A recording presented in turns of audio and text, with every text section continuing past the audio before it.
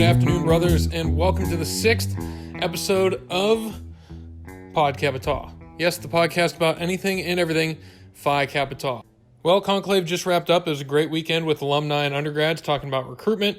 Hope everybody that came out got to enjoy beautiful Oxford, Ohio to see where we were founded and enjoyed going on the Pride Tours and seeing all the Phi Tau landmarks around campus. That episode from Conclave will come out next episode, but today we have the Director of Education and Wellness, Miss Jess Schauble. So now I'm joined by the Director of Education and Wellness, Miss Jess Schauble. Jess, thank you for coming on the show today. Oh, thanks for having me, Zach. Glad to have you back in town in Oxford from working remote in North Carolina. You enjoying your stay here so far? Yeah, it's always good to be back in Oxford. You appreciate it a little more when you don't live here year-round. Sure.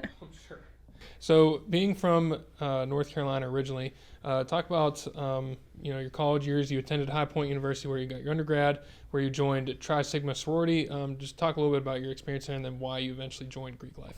Yeah, so at High Point University, I was pretty involved and active with a lot of different organizations on campus. So I was a resident advisor, I was an ambassador, so I did all the campus tours and just a few clubs, but I never really felt like I had that organization that just made me super excited to be there, that, got pumped for, that I feel like a lot of my friends had, and I realized a lot of my friends were members of different Greek life organizations, and love High Point University, but they definitely had some organizations that really struggled with their culture a lot, just a lot of stereotypical, scenarios and stories came from a lot of the chapters on our campus. So it was something that I couldn't see myself joining or being really a part of. But then Tri Sigma came to campus to start a new organization. And our director of Greek life actually pulled me aside and told me that she thought I'd be a good fit for it. I should check it out. So I started doing some research on the organization. They seemed, I think, like a lot of our members when they do research on Phi Tau, just something different than what we had offered. And so that's kind of what got me involved in wanting to be a member of Tri Sigma. And I'm so thankful I did. And I had the experience of starting a colony. I was our colony president and then our first chapter president. So I've got a lot of really great leadership skills and just developed a love for a lot of my sisters and just the organization as a whole. And that kind of led me to be a consultant for them after I graduated to kind of continue my journey with the organization. With being, having founded that colony, do you see any similarities between founding your sorority and based off your knowledge of how Phi Tau is founded at different chapters as well? It's a little different, right? Because I think women's groups operate a little differently from men's groups. But anytime I talk to our colony members from different chapters, it's always kind of the same reason of why they wanted to join, that the organizations on their campus just weren't doing it for them. They couldn't see themselves being members there, and they were looking for something new and different. So I think in that respect, it's very similar of just people wanting a connection with another group of people, over the same set of values or interests, and not finding it on their campus, and then Phi Tau or Tri Sigma in my case, bringing that to them. So you went on to be a consultant for Tri Sigma for 2 years. Is that what led you to go for your master's in higher ed? Yeah, I was a consultant for a year with Sigma. So I did, I worked with our newest chapters in our colony at the University of Nevada, Las Vegas. And after that, I really enjoyed the experience, but I was just ready for a break. It can be, as you know, a little tiring working with the newer groups. And so, yeah, I actually went back to High Point and I worked as a resident director. So I lived on campus, worked in housing for a year, and that led me to know I did not want to work in housing full-time as my career, but I did really enjoy the aspect of working with students. So that's kind of where I realized, I kind of want to take the journey and take the leap into going into higher education. And then after you got your master's in higher ed, what led you to apply and eventually get hired here at Phi Kappa Tau? Yeah, so I knew I wanted to work in fraternity and sorority life, and I was very specifically looking to work for a men's organization because I knew that men's organizations face different challenges. They're having different conversations than women's organizations are. But I always figured I would go work on a campus first and then, build up my skill level, my experiences, and then be able to go work at a men's organization. But I actually worked with a GA, Guillermo Flores, who's a Phi Tau, and one day he just turned around and he's like, my fraternity's hiring, you should check it out. And at the time, Phi Tau's tagline was still men of character. In Tri Sigma, we were women of character. So I was like, well, that's a cute little, connection there, and I nice. perused the website and was like, okay, this seems like a fun organization that's doing a lot of really amazing things, but I thought that there's still a little room left for growth, and so I was like, well, I'll just apply for it, see if it happens, and here I am. Had an interview with Travis Robinson that I think was an hour and a half. He didn't even tell me what role I was interviewing for, but I thought he was great and hilarious and would be fun to work with, and so that's kind of where how I ended up at Phi Tau. Yeah, I was just strictly about to say, just if you interviewed with Travis, you can tell that's going to be fun, let alone, like you said, the fun connection. Right. One of the things that I had talked about with Cecily McGahee earlier on in the podcast was she wasn't affiliated with Greek Life, so obviously she's not a part of Phi Tau. But you're affiliated with Phi Tau, with Greek Life, even though you're not affiliated with Phi Tau. Is it a little bit weird working for an organization that you're not, initiated in or a member of, but also, being a part of Greek Life yourself? Does that help bridge the gap a little bit? Yeah, I think it definitely helps bridge the gap a little bit to have membership in another organization. Just coming in, you just have a knowledge of kind of what our members go through, right? So like, there's a new member process, there's initiation, we offer educational programs. So I think that helped a little bit with like closing the gap on what it would be to like learn to work here at Phi Tau. And I think what's really nice about all of our organizations, so all the fraternities out there, all the sororities, we're all founded on like a unique set of values, but a lot of very similar qualities connect us all into what we're trying to do, which at the end of the day is make people better.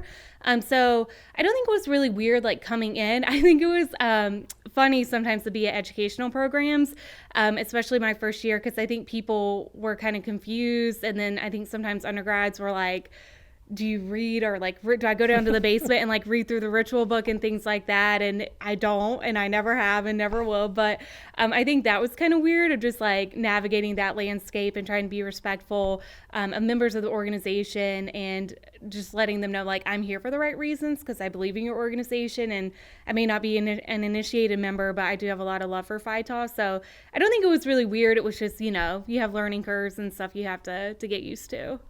Right. Yeah. I can only imagine just being on the outside. So for your role, the Director of Education and Wellness, what exactly is it that you do? Yeah, so I work with a group of volunteers or educational deans to put on our educational programs. So in my role, I work with them in writing curriculum, handling the logistics of the program, so getting everything set up on site, getting everything like pre-planned, communicating with our participants as they come in, and then also like the assessment pieces after the program, working with them with that. With my wellness piece of my role, I handle all of our prevention efforts. So Greek Life EDU, which I know all of our members love and really enjoy taking. That was an initiative I kind of headed up, but also doing all the work with our prevention plans that we have our chapters complete, our wellness initiative, things like that. So it's kind of a role with like two different, areas that I work in, but it's definitely a lot of fun, and it keeps me very busy, keeps me on my toes. I'm sure. For just focusing on the wellness side, is that something that you and both Tristan get to tackle with the wellness and the prevention plans, the Greek Life EDU and all that? Mm-hmm. So Tristan actually gets more of the like risk management side of it. So if there's a chapter who has a violation or anything like that, he handles that piece, which makes my life a lot easier because I handle more so of, let's talk about, the issues, what you're seeing before it becomes a full-fledged problem. So I kind of get the stuff of like, let's try to work together to figure out what's happening right now in your chapter so we can maybe correct that and do some corrective work before it gets into Tristan's hands with that. And kind of looking at, the problems that these chapters face, as well as kind of hot topics on different campuses. How do you kind of pick the topics that we talk about at these different education events? Is it through those experiences that you hear about? Yeah, so I think that's a piece of it, and it really just kind of depends on the program. So for, President's Academy, regional conferences, we know that that's an opportunity to have our officers there, our presidents there to, communicate with them, not only changes we have in this organization, but to your point, changes that are happening in the field as a whole. So yes, we definitely look to see trends like what's popping up. With our Greek Life EDU data, we look at, what are the trends we're seeing with our own chapters as like an individual organization. So if we know we need to focus on things there, and then we just do some research around it of, are other organizations doing things? Is there articles? Are there books out there that we can kind of, dive into to figure out how to tackle these issues and just kind of go from there and building out the curriculum? And when you say we, does that mean you and the deans? Yep. So I work with the deans, and we actually put together kind of a little team. So we usually have one other Phi Tau volunteer and then one other friend of Phi Tau. And we kind of come together if we're overhauling a program and kind of look at it and say, okay, what's great? What do we need to change? What can we keep as is, and kind of tackle it that way. And then once we know like what we need to focus on and what needs to change, that's kind of when we do the deep dive with like the research to make sure we're still on a trend with what's happening. We're not going to create something new that's like behind the times and doing all the building out with that. And just because, me personally speaking, I did not know that we had deans until I came to convention last year. So what positions do these deans hold, and also what do they do? Yeah, so we have an educational dean for each program. So President's Academy has a dean, Regional Conference, Leadership Academy, and then our building and character deans. And so they really just work with me hand in hand and kind of overseeing like the development and then the implementation of the programs. So it's kind of a joint effort with that and like what they kind of want to work on, what they want to do, and what our focus area is. But that's kind of their role, is just to be an extra set of hands with like helping us roll out these programs. So it sounds like you work with these deans pretty often, and they're all volunteers, correct? Mm-hmm. Yes, they are volunteers. They do not get paid to do this. They just do it because they believe in Phi Tau and their organization. They want to give back. That's amazing. Mm-hmm. So if you had to pick a program, an educational program, to be your favorite, what would it be and why? So my favorite program would be Leadership Academy. I think it's probably my favorite because it was actually my first Phi Tau program. Like I think it was my first month on staff. They sent me to facilitate, and threw you in the fire. Yeah, they really did. And my sweet spirits from my small group, they definitely they tested me that week. But it was a lot of fun, and I think just seeing the members have a lot of fun, and for a lot of them, it was their first Phi Tau program. So it's really cool to just see them, get to meet brothers from all over. And after that, I think it's a program that, again, for a lot of our members, it's their first time interacting with brothers who are from a different chapter. It could be their first time interacting with people from the national organization. And I just think we cover some really cool topics, and they just get to have a lot of fun with it. And, you have more opportunity, I think, and more freedom to have a little more fun. Whereas with President's Academy, we don't have as much time. So it's like, you have to come, you have to learn, like we have to go. And same with Regional Conference. So I think it just allows a little more freedom for them to just have fun while they're there. Personally, I agree. I think Leadership Academy is definitely the best. Kind of like what you said, you get the whole rounded experience, and you get to actually like meet people and do things like that, where, like you said, you might not have time at other conferences. But when it comes to specifically Leadership Academy, does it seem to like get better every year for you? Like the men that come, like they have better answers, they're more engaged, like stuff like that. Because I know, like for me, between attending and just seeing now 2 camps this summer, it's definitely gotten better each time I think that I do it, and it's just kind of reinvigorated. Like I really do like helping these guys out and getting them to learn not only about themselves, but how to go and help be the best Phi Tau they can be in their chapters. Yeah, it does. It definitely gives you hope, I think, for the organization. I know sometimes with fraternity and sorority life, we see a lot of negative in the news. And so I think when you have men who are coming together because they want to be better leaders, maybe some of them are voluntold that they have to go for their chapter, but they're there and they embrace it and they just want to have fun and learn about Phi Tau and just better themselves as individuals. So, for selfish reasons, it does kind of, give you that energy of like the work that we're doing. It matters. I will say from like a working standpoint, I think when you get to the point that the curriculum's not challenging the men anymore, right? So the conversations are easy, or they're just like really struggling to stay engaged. Usually happens for great reasons, right? Because a lot of campuses have leadership programs for their fraternities and sororities, or even just like a leadership major that people can take advantage of. So I think, when we see that the curriculum's like not challenging our members, that's when we know, okay, like we need to go back and it's probably time for it to get revamped a little bit. So I think that is always something that, you want to watch out for as well. Like when you're watching the men, like what's the level of engagement, like what's happening with this? And speaking of challenging topics that would challenge men and what we need to talk about, recently what has been implemented, especially not only in the social limelight, but also into some of our topics at the Leadership Academy specifically, have included toxic masculinity, diversity and inclusion, and privilege. They've all been instituted into the workshops. Why and how does Phi Tau educationally stay current about this, and why also do we elect to talk about these kind of things? Yeah, so when we were looking to revamp Leadership Academy, we started doing our basic research, which just like, what does it mean to be a leader, right? So when companies are looking to hire people, what are the qualities they're looking in people? When campuses are talking about their leaders, what's happening, who are they looking for? What qualities are they seeing? So out of that research, we found really 5 qualities that like kept showing up over and over again. And we added a 6th one because it's Phi Tau event, but they were emotional intelligence, communication, problem solving / conflict management, integrity and honesty. A leader is really great at fostering diversity, so we added that in there. And then we added the 6th core competency for Leadership Academy, which was a commitment to Phi Tau, because that was just something we realized as an organization of we need to do a better job of talking about, this isn't just a 4-year experience, you're a member for life. Your values should be with you for life, you should be giving back, all that good stuff. So when we were finding those things that people were identifying as like, here are the competencies that great leaders have, we realized like, okay, well, these are really on trend with what we're seeing as like issues, not only in the fraternity community, but just like in the higher ed community as a whole. Because I think all those things are things that anyone can really struggle with. And so we were able to kind of incorporate that in and add it into pieces. And so, again, they are very challenging topics. I think we try to approach it from a way, hopefully where it's in a more positive framework, right? Of like, here are the issues, but here's what you can do to address it. Here's what you can do to improve. Here's how you can bring this back to your chapter.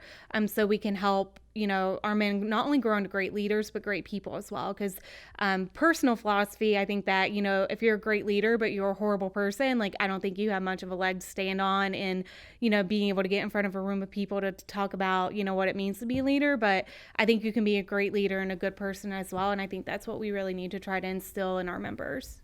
Yeah, I agree. I think definitely the well-rounded part of like the education, specifically at Leadership Academy, is definitely going to help these guys in the long run, just because, like you said, it gets them to open up their mind and it gets them to challenge and actually think. Mm-hmm. And I know just from my 2 experiences this summer, the answers to all 3 of those topics have been just really good, honestly. I attended masculinity talks when I was in college. I thought they were really great because, well, the way that we talked about it was, guys have to be in touch with their emotions, and that's how we pitched it as well. So I definitely like that we're talking about it. Yeah. I think when people hear toxic masculinity, I think red flags go up, right? Right. So we really do try to frame it from a way of just like, what is masculinity, right? Like, it is okay. And anytime you have something and you add, too much, like if you add too much salt to your fries, they're ruined, right? So if you add too much of a quality or a negative, or you go to extreme, that's where it can get to a level where it's toxic. So again, like, we're just trying to frame this, to your point, in a way where it's like, it's okay to be a man. Like, it's okay to like talk about like what it means to like have masculine qualities and have those like in a healthy way. It's not saying all men are bad or evil or anything like that. It's really just framing it in a way of like, what are the qualities, to your point, not showing emotions? How can that harm you, right? Like, what happens if you're having a bad day, for a year, and like you're not reaching out to help because you're afraid, because men don't do that. So I think we try to frame it in that context of, well, this isn't about saying you're a bad person, but it's about helping take care of you as well. And one of the things that we even had come up in the Ohio session was that one of the members felt, just in general, that the term toxic masculinity just attacked men, like you said, brings up red flags. And honestly, I think the biggest part, which eventually, once we talked about it, broke it down, that all the guys were receptive to, is, look, these 3 things are meant to bring about an awareness of it. The fact that it can happen, not to say that it does with you, or that, you're toxic, or, your privilege makes you better than anybody else. It's just that it's an awareness thing, so that way that you might have had some opportunities that people don't. Mm-hmm. Well, and you can't address a problem if you don't know it's there, right? Exactly. So I think it's also, maybe you're like, that's not me at all, when we're going through it, but maybe you can pause and think like, is it your brother? So I think you hit the nail on the head. It's really just about like educating people so they understand what it is, and hopefully to knock some of those flags down so they're not afraid to ask questions, and so we can learn from it and grow as an organization. Exactly. And recently, one of the things that we've done for our facilitators at these different events is now for every friend of Phi Tau that we bring in to help facilitate, they're also paired with a Phi Tau brother. Why the change in that? And also, do you like this model better, and do you think it's more successful?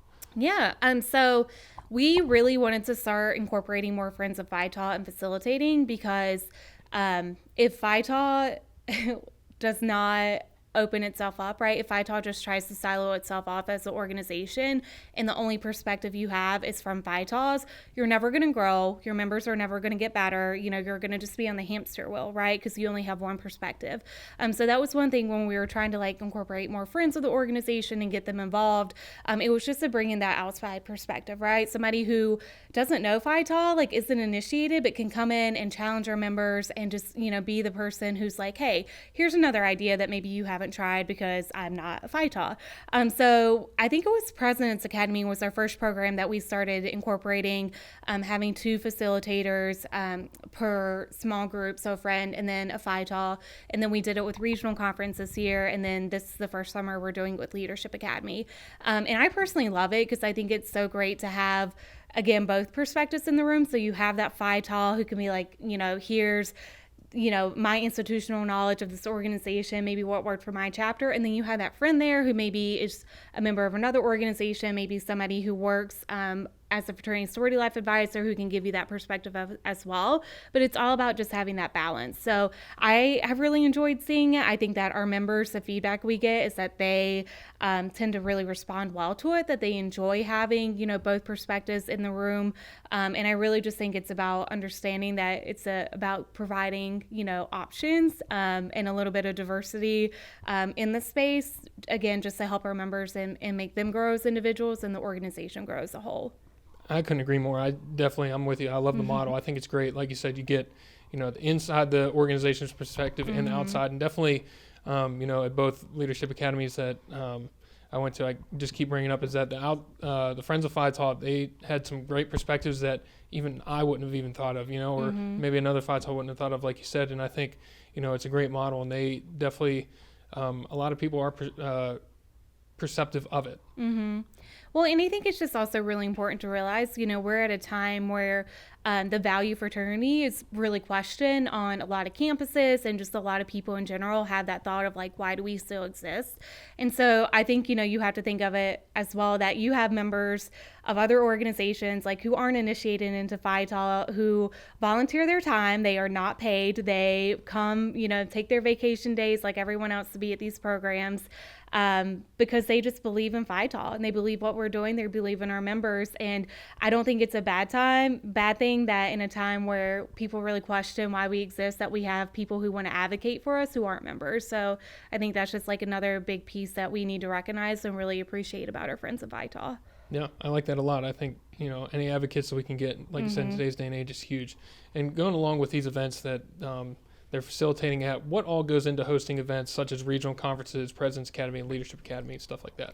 Yeah, so for President's Academy, Leadership Academy, and then our other, summer programs with Conclave and Convention, these, as far as the logistics of handling it, we really just work with on-site coordinators to get that, all set up. And then we really depend on our success manager staff to kind of communicate what's going on to the folks who want to attend, the presidents or just the people who might be coming for Leadership Academy, just to really communicate when's registration opening. If they have questions about travel, they can reach out to me, all of that good stuff. For regional conference, a lot more goes into with what chapter is hosting, because we really depend on them to reserve the rooms on campus for us, to help us, set up the catering order if we need to, and all of that good stuff.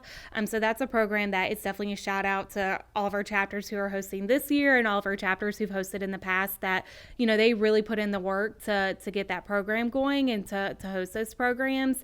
And we kind of just work with them with some friendly reminders every now and then to get stuff, set up. But, it's really fun getting to work with them. And it's always fun too, because they're usually very proud of their campuses and getting to show them off. So it's really neat to get to see that as well. And with all these programs, why would you say that they're important not only to have, but for undergraduates to attend? And would you say that they're vital to our success as a leadership organization? Yeah. So, well, first of all, I think that like when you look at some of our chapters that are the most high performing, they usually have great attendance at our educational programs. So I do think that there's a connection there of you're just gaining that knowledge on like how to operate a chapter. You know, for Leadership Academy, you are developing your members who don't have that leadership role yet into being able to take on a role. So I do think that there's a connection right there of just seeing like the successful chapters, you know, the ones who maybe even aren't winning awards, but just do really well on their campus. They have successful recruitments. They have a great brotherhood. You know, there's a correlation with those groups and then the ones that are showing up for our educational programs. And I think just as a whole, as an organization, you know, fraternity is so much bigger than just joining, you know, the tennis club on your campus or joining like basket weaving or like whatever it is you want to do on the side. You know, it's really about joining something that's going to make you a better person and that's going to help you grow as an individual and like develop that value set or deepen that value set. And so a part of fraternity is really embracing, you know, your full brotherhood, the national organization, you know, maybe the standards that we have, like whatever it may be. And so I think also, it's, you know, if you're not going to take advantage of the opportunities provided to you by the organization, then like, why are you a fraternity, right? Like, why are you a member? Like, why would you sign up? So I think maybe that's more of a call of action to some of our chapters that don't see the value in going to the programs or don't want to send their members. You know, if you're not interested in getting better as a leader, like if you're not interested in growing as a president, then, you know, are you interested in actually being in a fraternity, or are you just here to have fun for 4 years? So I think that it's really important because, you know, our successful chapters are usually the ones who are taking advantage of the opportunity. And then I think for the groups that aren't, like it's kind of unfortunate because I think they're really missing out on something that can make them better.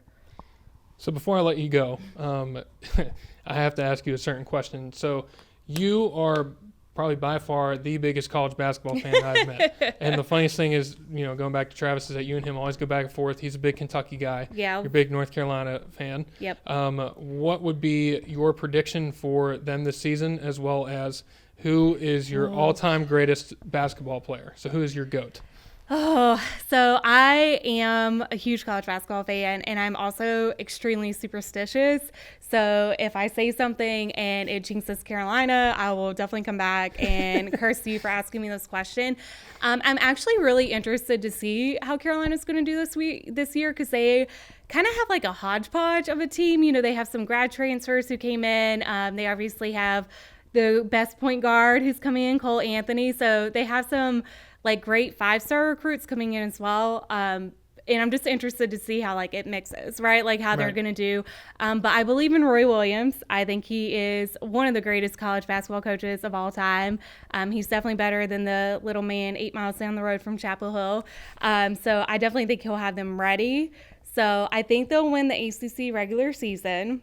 I am okay if they lose the tournament because they have never won the tournament and gone on to be national champions. And I think they'll at least make it to the Elite Eight. And that's all we'll say. And then my GOAT, obviously, if I'm a North Carolina fan, you know I have to go with Michael Jeffrey Jordan. I don't even know who else would be in the conversation. But, yeah, it's definitely Jordan for me.